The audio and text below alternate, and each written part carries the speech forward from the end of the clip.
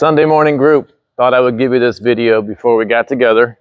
I like to keep the workout going, so I don't want to break up our routine too much, but I think if you could watch this before we practice this morning, it'd give you something to think about.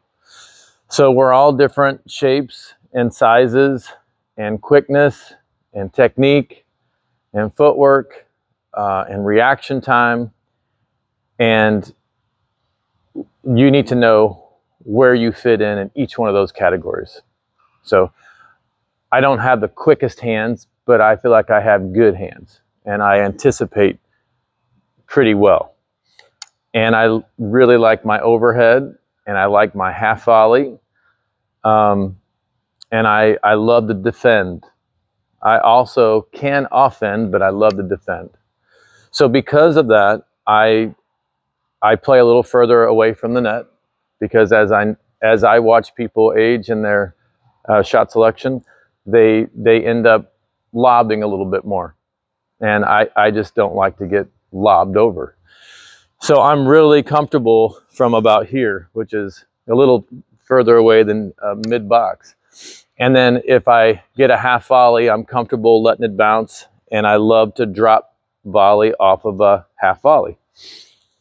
I find a lot of peace in having a really, really strong base, and I try to quiet my mind as much as I can. So as opposed to what maybe most coaches would say, which is get your racket out in front of you and be super aggressive, stay on your toes. I'm going to tell you to stay on the balls of your feet with a little lean forward like this, and get really comfortable in a wide stance so you can make great decisions and be calm. So when things come at you fast, you can block and defend. And when things come at you slow, you can offend and be aggressive. I'm always thinking about how I can take people's angles away as well as create my own angles. So if I want to take the angles away, I try to work the middle of the court. I try to work the short court, so they have to run to me. I like to hit deep down the middle, so they can't offend me. But when I hit deep down the middle or deep to the corner, I know they'll probably lob, or they should lob. So all of my shot selections are based on what I want the other team to do and what I'm good at. And so I love to hit angles when someone gives me an angle. And I love to hit drop shots when someone hits the ball soft to me.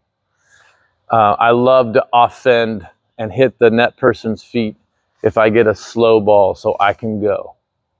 And I'm always funneling balls to my overhead. So I love my overhead, and I feel like it's a good play for me. So I'm always ready to do this and look forward to it. And so for those of you guys that don't love your overhead or don't like going back, you kind of have to convince yourself that you do like it and you want it and you can't wait for it.